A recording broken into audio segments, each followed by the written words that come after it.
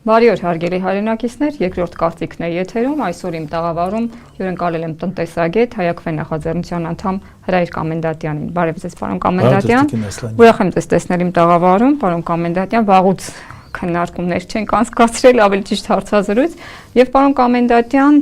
մի շարք հարցեր են բարձրացել, երևի սկսենք արդեն ծեծված թեմայից, հետվճարով թոշակի բարձրացում։ Մի կարևոր հանգամանք կա, որի մասին դեռևս Համենայն դեպս ես չեմ լսել, հա, որ խոսվի, բայց թոշակառուներն իրենք են այդ հարցը բարձրացնում, ասելով, որ սա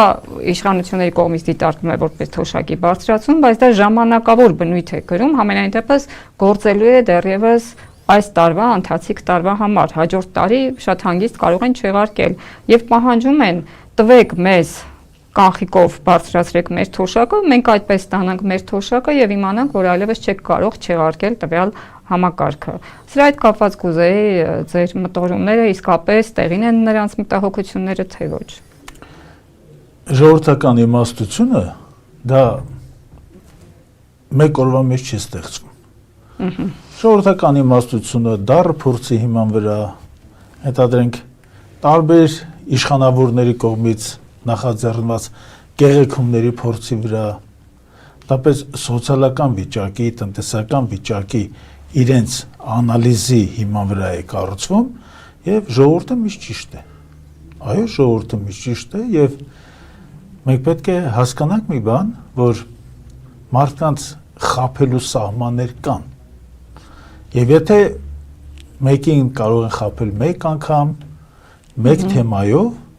բայց մոտավորապես 660,000 քաղաքացու անդադ խաբել, անդադ նույն թեմայի մեջ խաբել, իհարկե սա խոսում է նրա մասին, որ ներկա այս վարչախումբը վարում է բացառիկ հակաժողովրդական քաղաքականություն եւ այդ բացառիկ հակաժողովրդական քաղաքականության որքան եւ որ ցավալի է, բայց դրա սայրը, դրա վեկտորի ուժը ուղղված է ամենաանպաշտպան խավի դեմ։ Ամենաանպաշտպան։ Դες ես ընդհանրապես մի բան ասեմ, այդ հետ վճարը որ թմկահարում են, չէ՞, առանձին պաշտոնյաներ կան, բավականին ցինիկ ձևով, բավականին ցինիկ եւ արտահայտչան միջոցներով եւ իրենց այդ մտավոր արտաթորանքով նրանք պարզապես ծաղրում են տարեցներին։ Այո, սա ծաղր է։ Երբ պետությունը ունենալով բյուջետային պլանավորման եւ պարտավորություն եւ հնարավորություն, չէ՞, նրանք դա պլանավորում են եւ այդ պլանավորումը կախում են այս մարդկանց վզից։ Բա գնացեք արտերեն տարածքներում վազքով այս ընդհանրենք վաճառքների մասնակցեք, գնումներ կատարեք, եսի միջեր կատարեք եւ եկեք սպասեք, որ ենթադրենք 3000 կամ 4000 դրամ բարձրանալ ձեր թոշակը։ Իհարկե այս խարդավանքել չի։ Սա ցինիկություն է, որովհետեւ ես ընդհանրապես մեկ բան եմ ասում։ Եթե պետական բյուջեում նախատեսված է, որ հետվճարի հետ կապված քաղաքացիներին մոտավոր միջինացված արդեն նախորդ տարվա տվյալներից ելնելով գիտեն որքան գումար է ենթադրենք վճարվելու քաղաքացիներին, չէ՞։ Միգուցե առավել ճիշտ կներ այդ գումարը պարզապես մի որոշ տրանզիտ հաշվի վրա պահել եւ 12 ամսվա ընթացքում ամսի ամիս մարդկանց այս գումարները վճարել թոշակների հետ միասին։ Խնդիրը նաեւ ինչի մեջ է, դրա մասին համարյա ոչ ոք չի խոսում, բայց այս հետ վճար process-ը ինքը դարձել է տնտեսական չարիք։ Հիմա կբացատրեմ խնդիրը որն է։ Երբ որ այդ երկրում, որտեղ որ հետ վճարի համակարգ է ներդրվում, կոնկրետ Հայաստանի օրինակը բերենք։ Եթե ապրանքային բոլոր խմբերում, մոտավորապես 85-90%-ի այսպես սահմաններում իրականացվում է մակնանշում, այսինքն շուկա մտնող արտադրությունից կամ ծառայությունից ենթադրենք շուկա մտնող ամբողջ ապրանքը մակնանշված է, չէ՞։ Այո։ Եվ եթե կա ՀԴՄ-ների օգտագործման կանոնների խախտումների հետ կապված նվազում, այսինքն ստվերը նահանջել է Հայաստանում մոտավորապես 5-ից 7% է արդեն կազմում։ Իմաստը որն է, որ այդ 502,000 թոշակառուները կատարեն ՀԴՄ-ի ընդհանրենք ստուգման, այսպես ասած, տեսուչի ֆունկցիաներ։ Իհարկե։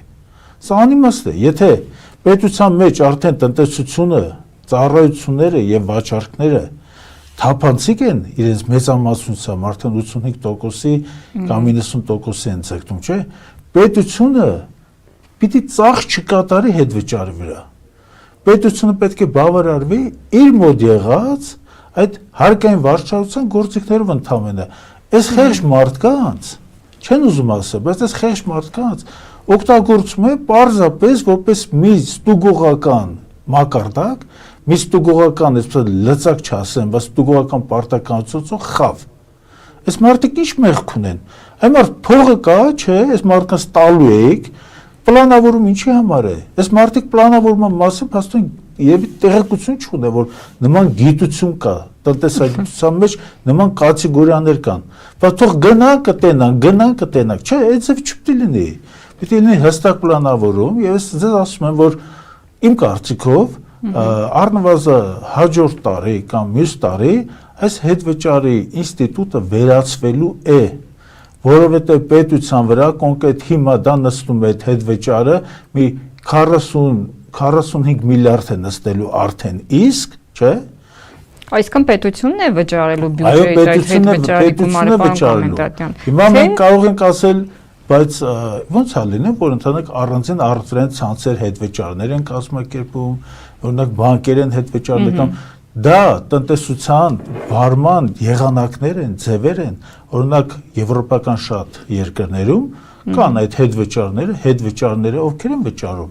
տնտեսվարողները մրցակցություն զարգացնելու, մրցակցության մեջ իրենց տեղը ամրապնդելու համար բանկերն են վճարում, որպեսզի հաճախորդների նոր քանակ, նոր խավեր ներգրավեն։ Հիմա մենք բերել ենք պետության մեջ ինչ ենք ստեղծում, մենք արհեստական լարվածություն են ստեղծել այս իշխանությունները, սրանք բացահայտ կերպով քաղաքացիներին ի հակառակ են գնում։ Գիտեն, որ թոշակառուն իր ընդհանրենք կյանքի պայմաններից ելնելով, առողջական վիճակի պայմաններից ելնելով, գտնվելով բավականին վատ վիճակում, այս մարդկանց ասում են, բայց 10,000 դրամ ընդհանրենք հետվճար կստանա, ստում են։ Եթե միջինացված թոշակը Հայաստան Հանրապետությունում 2025 թվականին կազմել է 49,000 դրամ, չէ՞, դա նշանակում է, որ այդ 49-50,000 դրամ ստացողը ոչնչով չպետք է զբաղվի, մի հատ սիթիներում, սթարներում, կայզերներում պիտի ամբողջ օրը առևտուրանի եւ դրա դեպքում միայն երբ որ 49,000 ինքը կսպառի առևտրային տարածքներում կարող է մոտ 9,000-ի կարգի ստանալ հետվճար։ Բայց դրա փոխարեն մենք ինչ ենք ասում։ Մենք ասում ենք այդ 10,000-ը, չէ, որ դուք գիտեք, որ տեսական հնարավորություն կա։ Իհարկե, այստեղ խնդիր կա նաև կոմունալների վճարման հետ կապված, տրանսպորտի հետ կապված, վարձերի հետ կապված, հետագա պետական վճարումների հետ կապված, դեղերի հետ կապված, դեղերի։ Հիմա էլ այս իշխանությունները կոնկրետ 3 կարծեմ, այս վարչախմբի ղեկավարը հայտարարում է, 100 միլիարդավոր դրամներ ձեզ տալիս ենք ապահովագրության մեջ։ Միգուցե այդ հաշվարկները նորից կատարեք։ Այդ գումարները դուք չեք տալիս։ Այդ գումարների զգալի մասը պետվճարի ինստիտուտի մեջ կար եւ հանգիստ գործում էր մոտավորապես մի 10 տարուց ավել։ Այլ բան է, որ խախտումներ կային, այլ բան է, որ չարաշահումներ կան, այդ չարաշահումներ կան, այդ բացահայտեք, բայց այդ 100 միլիարդավոր այդ խոստումները դա պետպատվերի համակարգով այդ նույն գումարները կան։ Պարզապես հիմա մոտավորապես 50 միլիարդ դրամի կարգի, չէ, մարդկանց վրա նոր հարկ դրեցին։ 50 դրամի աշխատողների վրա հիմա 201,000-ից բարձր էր վրա են դրել, եկող տարի արդեն համատարած է լինելու, սա նոր հարկատեսակ է։ Սա նոր հարկատեսակ եւ այս նոր հարկատեսակը, այս սինթետիկ հարկատեսակը, ձեզ ասեմ, լրիվ հակառակն է նրանց հայտարարությունները, նրանք ասում էին, մենք հարկերը չենք բարձրացնելու, Մենք ունենք հարկային մեր օրացույցը, մենք ունենք մեր հարկային տրամաբանությունը, վարչարարության տրամաբանությունը, մենք նոր հարկեր չենք բարձրացնելու տնտեսական կայունությունը պահպանելու։ Բայց փաստացի այս ապահովագրական վճարը նոր հարկատեսակ է։ Բացարձակ նոր հարկատեսակ է։ Բայց չեղարկել են, չէ՞, պարոն Կոմենդատյան։ Չեղարկել են օրինակ զինվորների հիմնադրամին վճարվող հարկերը հանել են, դա ըստ Ավանեսյանի եմ ասում, ըստ նախարարության առողջապահության, դա ուղղել են դեպի բժշկական ապահովագրություն։ Իրենք այդպես են ներկայացնում։ Խնդիրը գիտեք որն է, այդ զինապարտի հիմնադրամին կատարվող վճարումներից ոչ ոք չէր բողոքում։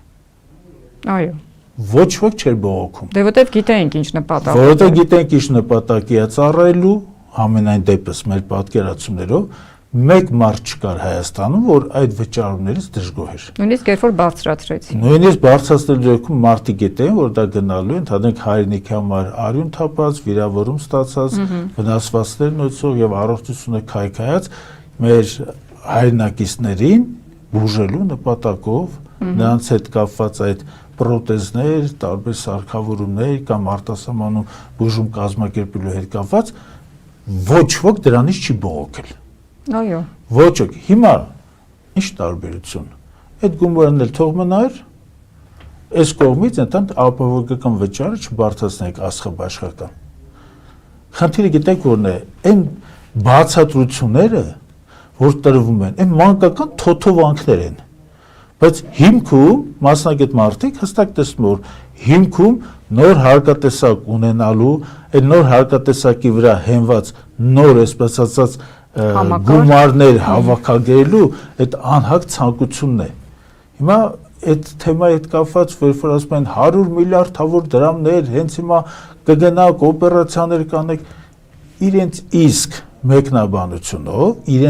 մեկնաբանությունով սա սիրում են անդադ ինչ որ այս խորհրդանշական ինչ որ վերնագրեր են դնում իրենց այդ բաների տակ նախաձեռնությունների տակ ասում են ապահովագրական վճարը չի փակում բոլորին եւ չի փակում բոլոր ծախսերը բա իմաստը ո՞րն է բա եկող տարի կլինի, եկող տարի չի լինելու։ Այդ համալրացման, համավճարի սկզբունքը եկող տարի է պահպանվելու, բնականաբար ասում են գումարներ չկա, բնականաբար խնդիրը այն է, որ այս ամբողջ թոհուբոհի տակ կորում է Հայաստանի Հանրապետություն ներկրվող դեղերի գինը։ Հայաստանի Հանրապետություն, իսկ այդ ապահովագրական ցիկլի մեջ բուժումը իրականացվում է առանձին տնտեսվարողներից, չէ, այսպես գնված դեղորայքով։ Հայաստանի Հանրապետությունը ինքը որպես պետական ֆունկցիա չի դիտարկել երբեք դեղերի ներկրումը պետական մակարդակով իրականացնելու խնդիրը։ Այսինքն մենք ունենք ապահովագրական մի հատ ասես մոստր կազմակերպություն, եւ այդ մոստր կազմակերպությանը գից կամ դրան հետ զուգահեռ չաշխատող դեղերի վերահսկման, դեղերի գների վերահսկման կամ գործակալություն կամ ծառայություն,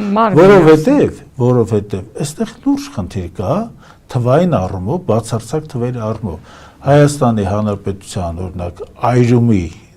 ընդհանրենք այրում ավանի բնակիչը 100 մետրի որ քայլում հեռանում է դեպի Վրաստան, նույն տեղը 3 անգամ ավելի էժան կարող գնել։ 3 անգամ։ Վերաբերում է համարը բոլոր հիվանդություններին, բայց առանձնապես մեծ ծավալ է կազմում արժեքան առումով այդ բանը ճնշման դեղերը, իշեմիկ հիվանդության դեղերը, քաղցկեղի դեղերը, կատարակտի դեղերը, այստեղ տարբերությունը 3 անգամ, 4 անգամ, 300-400%-ի տարբերությունը նշանակում է այստեղ մի բան այն չի։ Դա նշանակում է գործող մաֆիա, եւ մաֆիան չի նշանակում անպայման սիցիլիացիներ են կամ ընդհանրենք Չիկագոյի բնակիչներ են, ընդհանրենք ավտոմեքենաներով, ավտոմատներով, սա նշանակում է մաֆիա, որը ունի տնտեսական հստակ դիրք։ Մոնոպոլիա, հա, այդպես։ Նո, մոնոպոլիա կարելի է չպնդել, որովհետև այնքան խելոք են, որ այդ նույն աշխատանքները տրոհել են 11 ձեռնարկությունների մեջով։ 11 ձեռնարկությունների միջև են տրոհել եւ շատ սիրուն են տորթը այն միլիարդավոր դրամների տորտը շատ սիրում բաժանում, բայց վերջնական այդ ամբողջից կշտանում է ընդհանրենք այդ մաֆիան 300-ից 400%-անոց վրադիրով։ Հետվճարից խոսեցինք, պարոն Կոմենդանտյան, այդ փուչիկը, հա, իհարկե հաջորդ տարի մենք կտեսնենք ինչ կլինի, այսպես մի թեթևել անդրադառնանք հակառակ բևեռին, շքեղ ճոխ պարգևավճարներ, որոնք իշխանության ներկայացուցիչները իրենց գրեցին, падգամավոր կառավարության ներկայացուցիչներ, կառավարության գլուխ։ Եվ դա ներկայացրեցին որպես իրենց կատարած քրտնաջան աշխատանքի դիմաց վարձատրություն, ընդ որում դա մեծ մասամբ ներկայացվում էր որպես աշխատավարձ եւ արդեն իսկ պաշտոնյաների բերանից շանտաժի ձևով հնչում էր, որ մեր աշխատավարձերը պետք է բարձրացնեն, թե չէ մենք թողենք կգնանք մասնավոր սեկտորում ավելի բարձր աշխատանքով աշխատանք կգտնենք ավելի բարձր աշխատավարձով եւ ֆինանսների նախարարն էլ այս թեմային անդրադառնալով ասել էր, որ հավաքված հարկերի մի մասը պետք է ծառայի որպես աշխատավարձ, քանի որ լարված ստրեսային աշխատանքով զբաղված պետական պաշտոնյան չպետք է մտածի սոցիալական խնդիրների մասին, որպեսզի կարողանա աշխատել եւ իրենց վարձատրության կամ ինչպես ինքն էր ասում բարձր աշխատավարձի հիմնավորումը բերել էր այն, որ 25 թվականին 24-ի համեմատ 300 միլիոն դրամով ավելի շատ հարկ է հավաքվել։ Դա իրենց քրտնաջան աշխատանքի դիմաց։ Հիմա այս մարդիկ արժանի չէին այդ ճոխ պարգևադրումներին։ Խնդիր ունի եւ տեխնիկական եւ բարոյական ասպեկտներ։ Հիմա մեզ այդ նույն թեմայի շուրջը մի падգամավոր կա, որին ուզենք թե չուզենք մեզանից անկախ հետևել ենք, այս վերջին սեսիայի ամբողջ ընթացքում սա աթոռի վրա քնած էր։ Տրզած քնած էր, ոչ մի քննարկման չէր մասնակցում։ Ոչ մի ելույթի ժամանակ կարելի ասել այդ մարդը բացակայում էր ազգային ժողովում։ Բացակայում էր։ Բոլորը գիտեն, դե ես չեմ սիրում ընդհանրապես։ Դե եթե բոլորը գիտեն, կարելի է նաև ասել։ Չէ, իմաստ չունի, որովհետև վարկենական վազելու են փաստաբաններով, ես ինչերով վազելու են ինչ որ հայցեր ներկայացնեն, իրենց մի 3-4 ամիս է մնացել։ Հիմա որ անունը չտանքի կլինի, նա հավաքական կերպար է։ Նա հավաքական կերպար է, այդ հավաքական կերպարը ազգային ժողովում զբաղվում է դատարկա պորտությամբ։ Դատարկապորտ է այդ մարդը։ Չի աշխատում այս մարդը, բայց այն օրը իրան հարցնում են, ասում են ինչքան եք ստացել այդ բան, պարգևավճար, բա 2.5-3 միլիոն դրամ ստացել էր։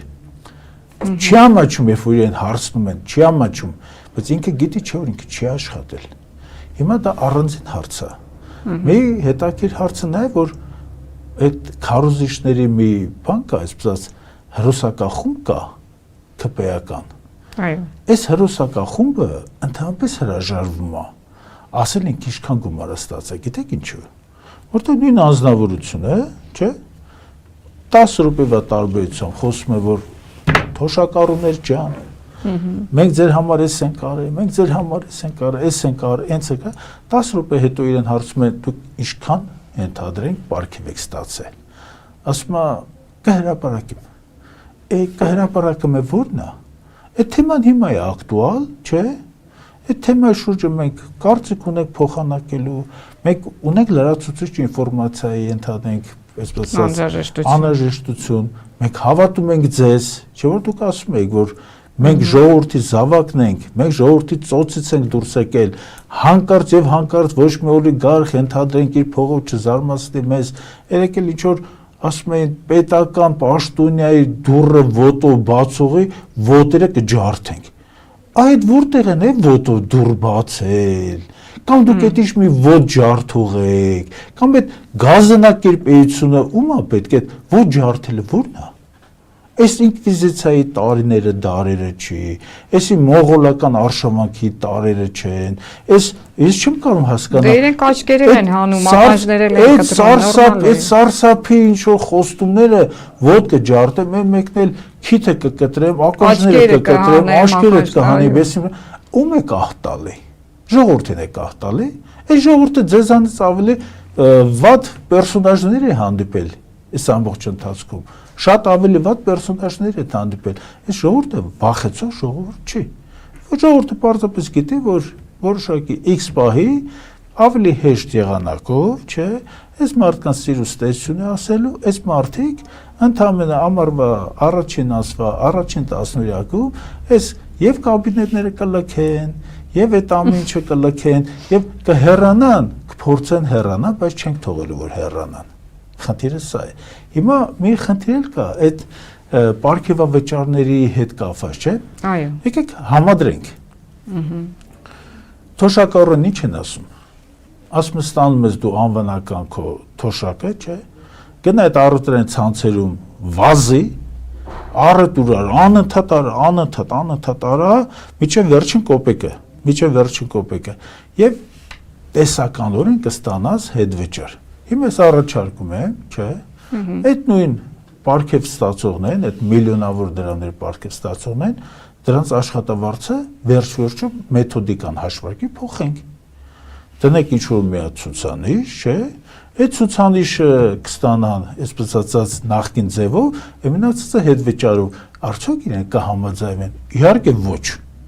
Չեն համաձայնվի։ Այսինքն իրենք հետվճարով ստանան, հա։ Այո, թող հետվճարով ստանան։ Մենք էլ պետք է գնահատենք նրանց աշխատանքի արդյունքները, իսկ նրանց աշխատանքի արդյունքները գիտեք որն են։ Նրանց աշխատանքի արդյունքը նա է, որ ազգային ժողովի այս ամբողջ կազմը, նույնիսկ կարող եմ ասել ամբողջ կազմը առանց 1-2 ընդհանրենք բացառությամբ քվեարկել է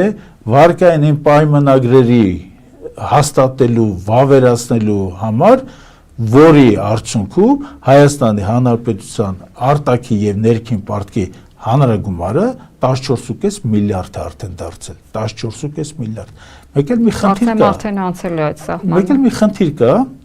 նախկինում, օրինակ, հին Հունաստանում, երբ որ պաշտոն էին ընտրում ինչ-որ մեկին, այդ պաշտոնին կշռում էին, այո, եւ եթե նա պաշտոնը լքելուց հետո նորից կշռում են, եւ եթե անձնավորությունը 1 կամ 2 կամ 5 կամ 10 կիլոգրամ ընդհանրենք քաշ ավելացած է լինում, չէ՞։ Այս մի անգամ սպանում են։ Իհարկե սպանելու կոչ չեմ անում, ոչ այդ ոտ ջարդելու, ականջ քերելու, պոկելու, ես ինչ անելու, դա կոչ չեմ անում, բայց մի խնդիր կա։ Այս չաղության, այս կիլոգրամների քանակ ավելացնելու փոխարեն մենք տեսնում ենք, որ այս մարդիկ բարոյական դաշտում ցինիկության մեծ պաշար են ձեռք բերել։ Նրանք չաղացել են ցինիկությամբ։ Ֆիզիկապես էլ այնպես ոչ։ Ֆիզիկապես էլ են չաղացել, հարցը դա չի, թող ուտեն, թող իրաց սննդակարգերը կարգվեն, բայց նրանց այդ ավելորդ քաշը ցինիզմն է արդեն։ Այդ ցինիզմն է, որ սրանց բերել է, դուք դուրս չեք գալի փողոց, հարևաններ չունեք։ Այդ չեք տեսնում մարդիկ ոնց են ապրում։ Դուք չեք տեսնում, որ այդ ձեր ամբողջ այդ սուտը, կառուցասուտը, բա 100 միլիարդավոր տասին, բա երեք էլ մի ինչ-որ սուտ ասեցին, բա մենք բերել ենք ձեր նախկինների իբր թե գողացած գումարի 0.0001%-ը բաժանում եք, հələ մի բան էլ մեզ բան եք ասում, տարական մաթեմատիկայի բացակայություն։ Այդ գումարը 0.0001-ը, եթե հաշվենք, որ դա 3 միլիարդն է, այդ մայր գումարը, որից հաշվարկը գնում է, 30-40 տրիլիոն է դառնում։ Այդ թվերը չկա, այսինքն այս օրինակներով այդ 0.0000-ներով ինչ-որ թիվ ներկայացնելը, խոսում է, որ պարզապես ցինիկություն են անում, պարզապես մանիպուլյացիա չեն, մտերն ինչ գալիս ասում է, որտեղ մտածում են հետևյալ, որ թոշակառուն չկոնսոլիդացվող զանգված է եւ ֆիզիկապես հնարավորություն չունի սոցիալական պրոցեսին մասնակցի, ընդվզմանը մասնակցի։ Բայց գիտեք ոնց է, մի հատ հայկական ժողովրդական խոսք ասում է, դանակը որ ոսկորեն հասնում է, մարդ արդեն էլ չի մոռանում ինքը մանգալ գիտի, չգիտի, Ընտանիք մրսելու է, թե չի մրսելու, մարդը գիտի, որ սոցիալական իր պարտավորությունը որպես քաղաքացի եւ իր գնահատականը իրան տանում է պրոցեսի, որովհետեւ նա հասկանում, որ այս վիճակները չի կարելի շարունակել։ Մեկ էլ մի խնդիր կա, անընդհատ սոցիալական թեմայի շուրջ երբ որ զրուցում են, նախկին Նախկինը սենց արեց, մենք սենց արենք, նախկինը սենց արենք, մենք նախկինը 1 դրամով էր թոշակ բան ստանում, աշխատավարձ մենք տալիս ենք, նախկին, կլինի դուք ես երկուսով այդ ձեր պատկերացած նախկինների հետ գնաք մոտնակ կղզիներել ինչ որ ունեն, չէ՞։ Գնաք այդ ձեր ամբողջ այս խմբերով երկու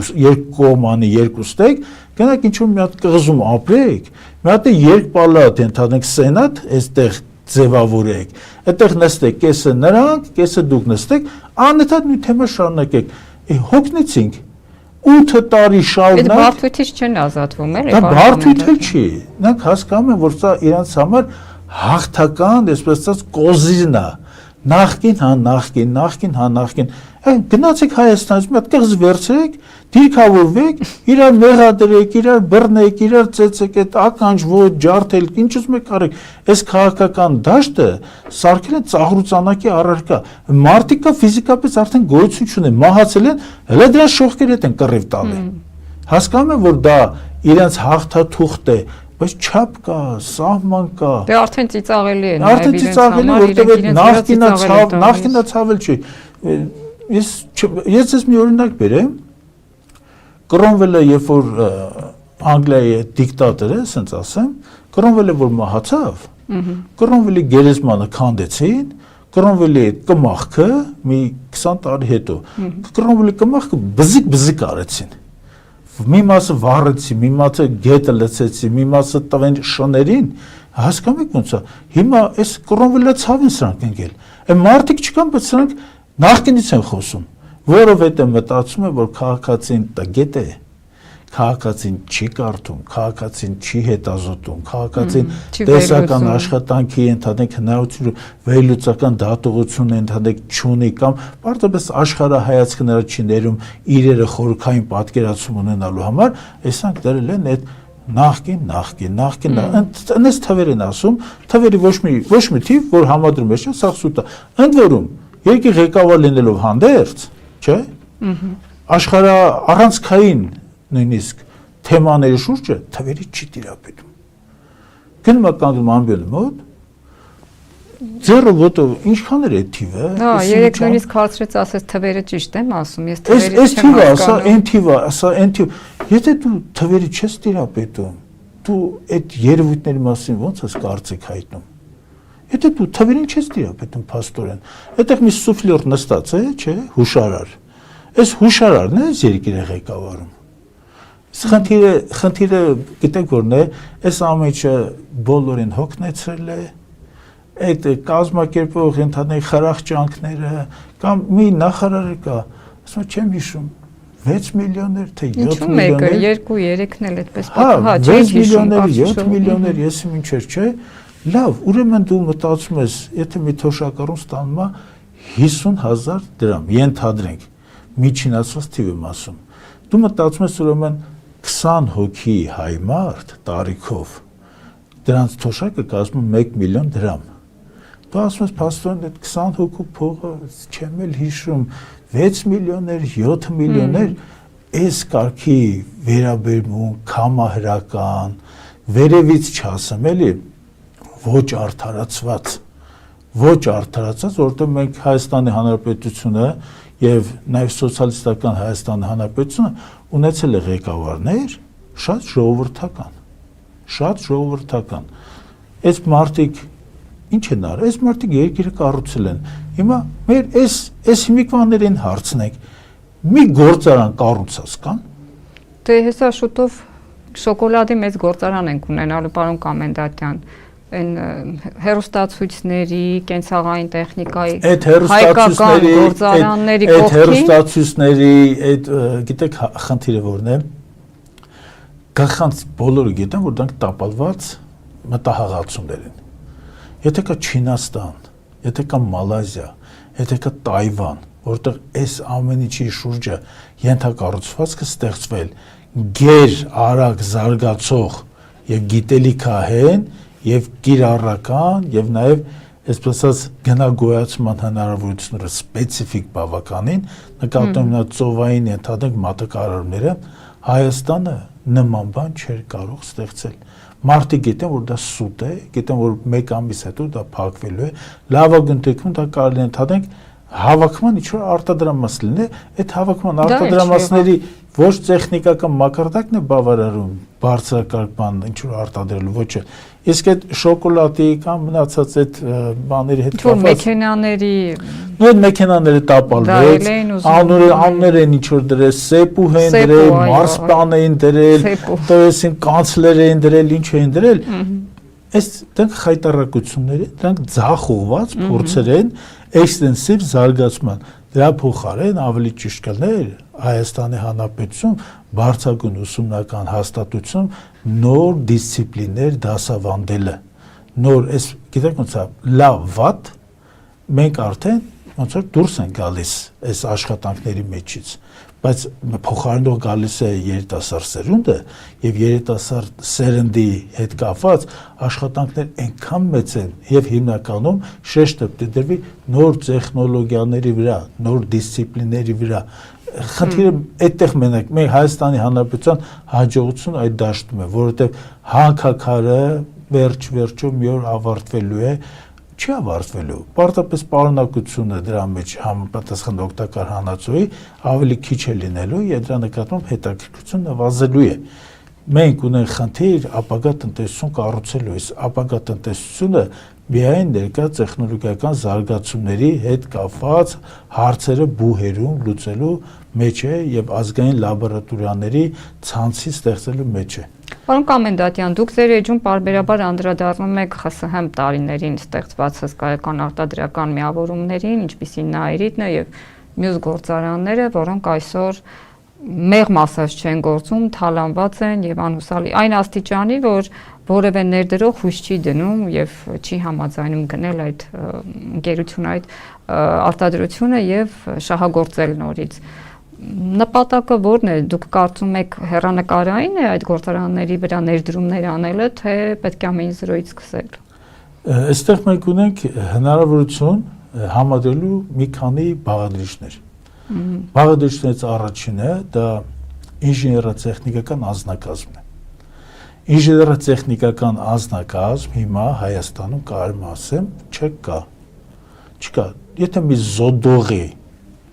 սվարշիկ ժողովրդի ձև ասած, եթե մի զոդողի կարիք լինի, կարող է մի 15 օր փնթեք չգտնեք։ Գտնելուց հետո գալու է մեկը, որը որ մի անճար, մի երկու բան ընդհանուր գիտի, դրանից ավել ոչինչ չգիտի։ Ասենք ինձ նման մեկն է սովորել է, որ փող աշխատի այդպես։ Հիմա նայեք, այս ինժեներատեխնիկական անձնակազմը խնդիրն է հետաքրքիր։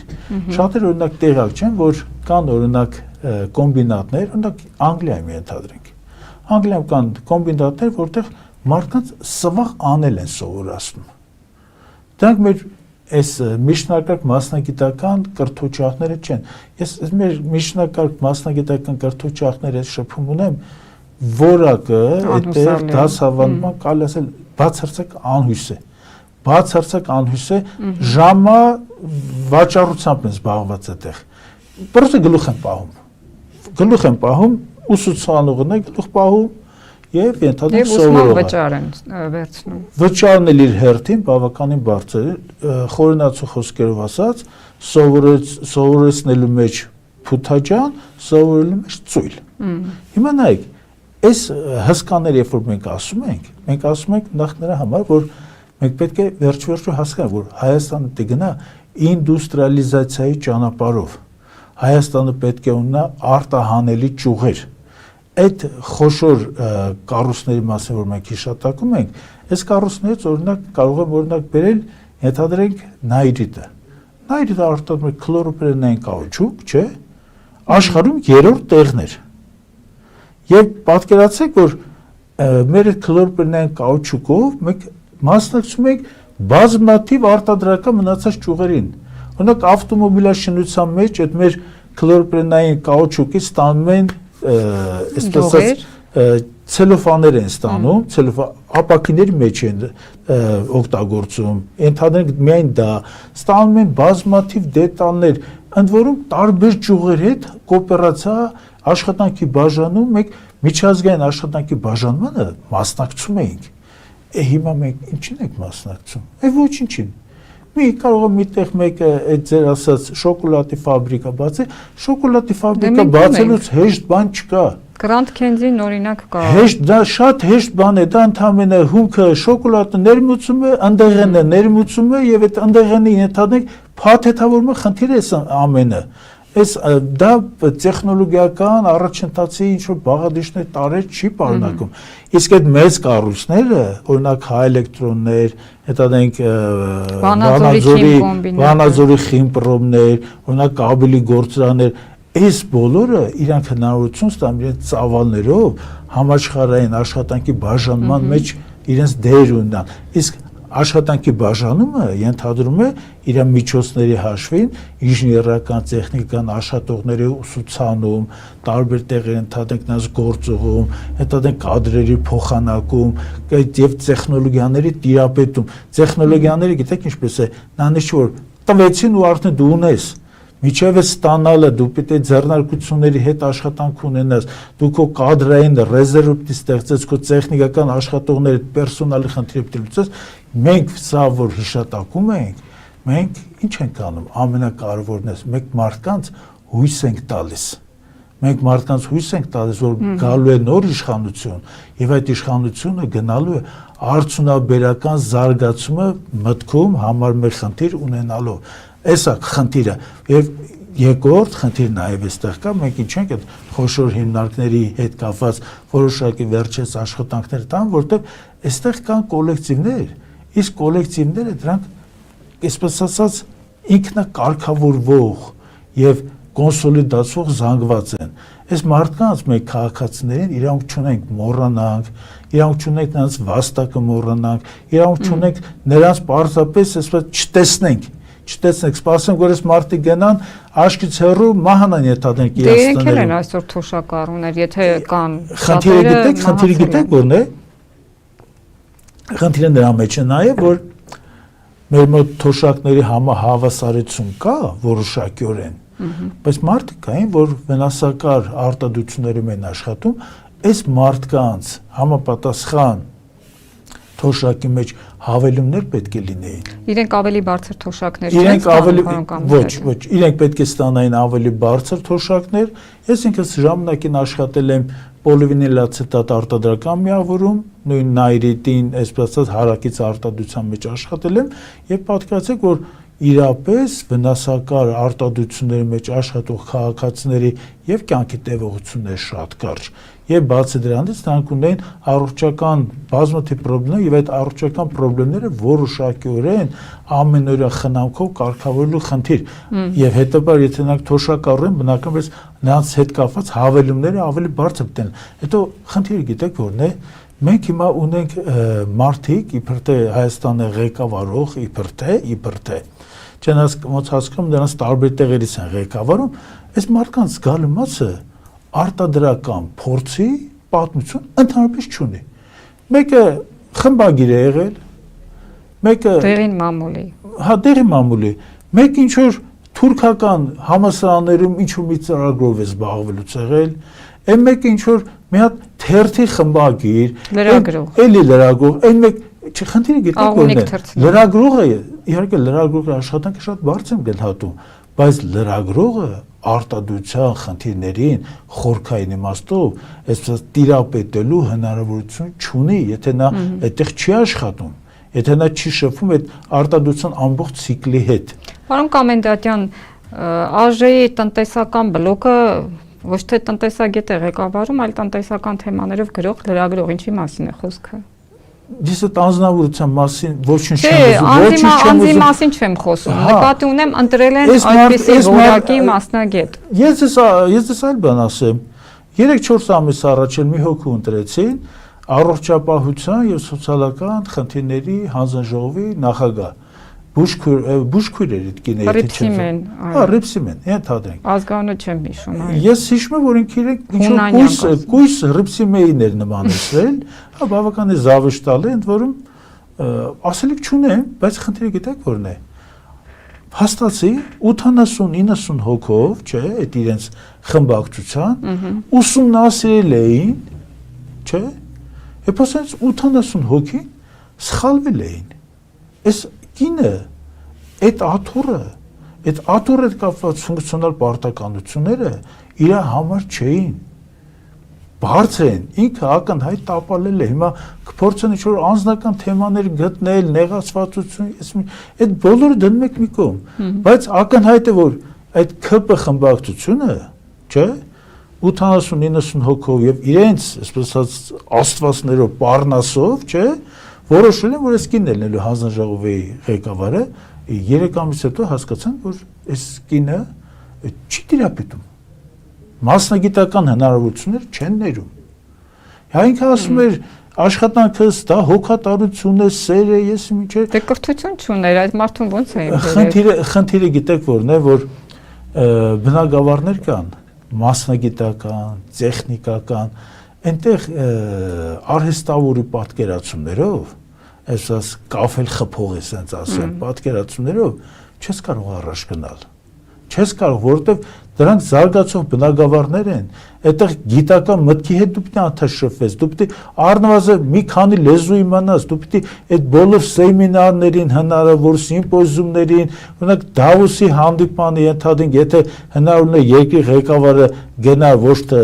զբոսնելու կամ հեծանի վարելու կամ ենթադրենք ինչ-որ այն սրտիկներ են հղում տարբեր պատուհանների մոտից, պատուհանի գոքին նստած։ Դա էլ է որոշակի բան։ Այդ պատուհանի գոքին ով է նստում։ Այդ մի ղեկավար տեսեք, որ պատուհանի գոքին նստած ինչ-որ սրտիկներ, ես միջեր ուղարկի։ Ու դա պարբերաբար կատարվում, մեկ սխալ չի։ Հիմա այս աղջիկը հետ կապված էլ չէ, հասկացել է հասկացել, որ իր տեղը չէ։ Ինքը տերմիններին ծանոթ չի, բժշկության, գիտության, այսպես ասած, ակունքների մոտ չի, հա, հումանիստ է եղել, բուժքույր է եղել, մարդկանց ցավ ընդհանրեք որոշ չափով թեթևացրել, ով է իրան բան ասում, բայց կա պետություն, կա պետական բնագավառ, կա առողջության հետ կապված, սոցիալական հարցերի հետ կապված խոշորագույն, այսպես ասած, հանձնաժողով, խոշորագույն ինչի՞ համար, ոչ թե որ այնտեղ խոշորագույն այսպես մտածողներ են աշխատում,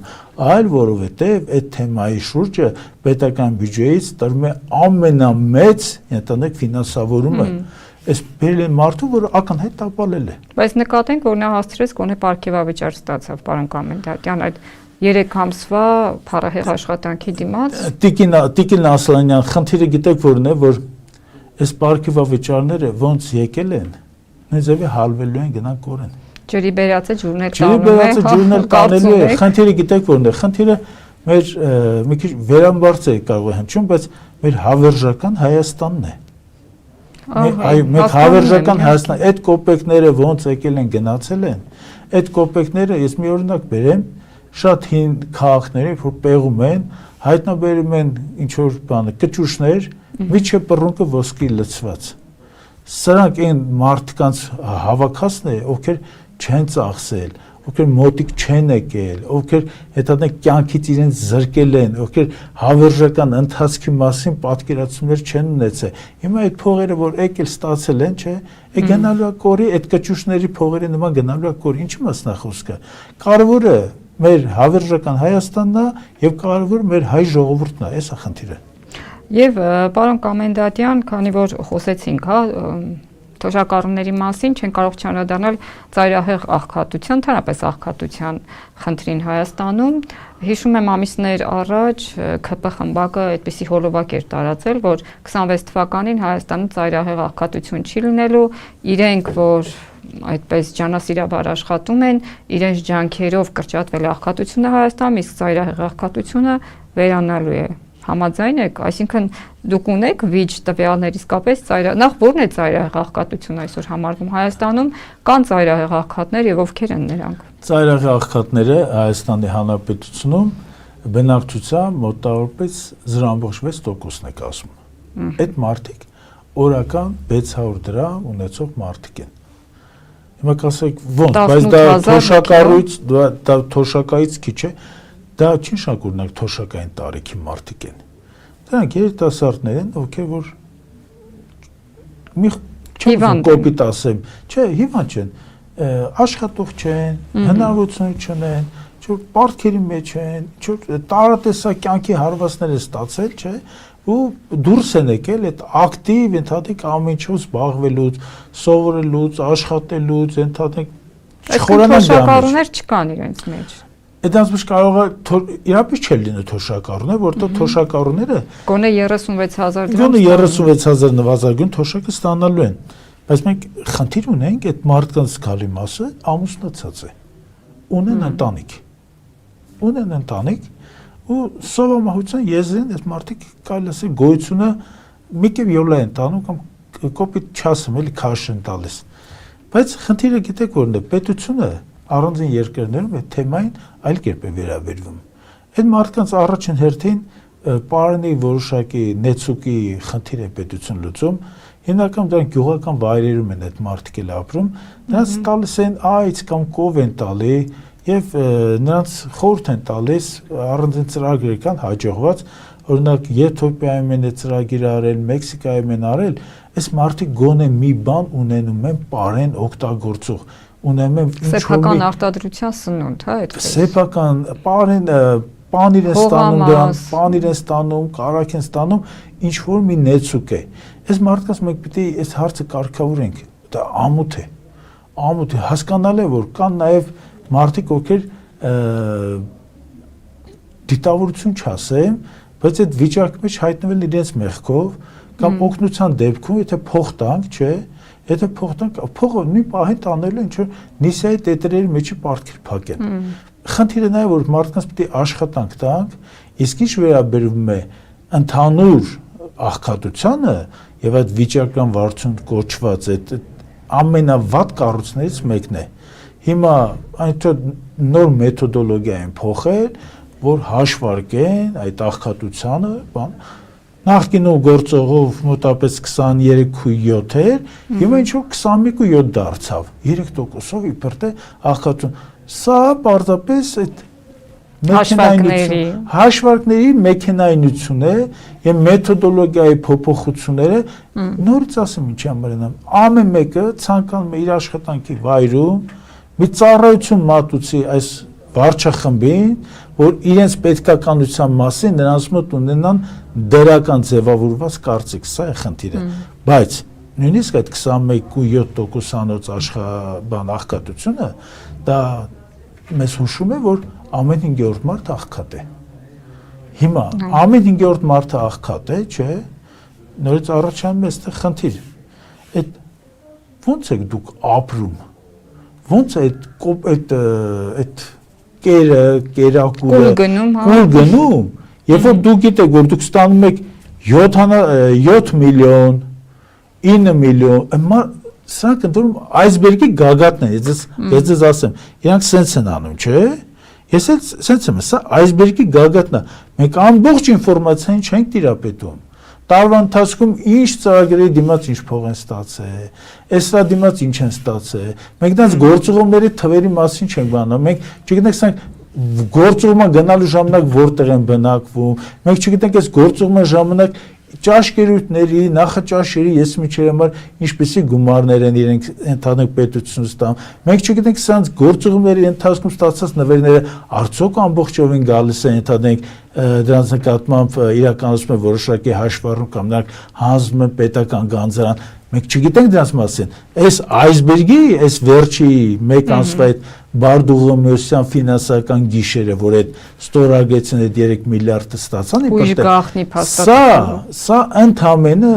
սա ընդամենը այսբերգի գագաթն է։ Բնականաբար այդ գումարները ահռելի են։ Այդ 100 հոգի միայն այդ ազգային ժողով որ գնում է իբր թե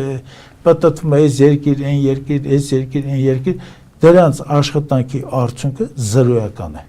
Աշխատանքի արդյունքը, որտեղ Հայաստանի Հանրապետությունը դաշնակից չունի։ Ուր է գնում պատտվում։ Այն նստեք ձեր տեղը,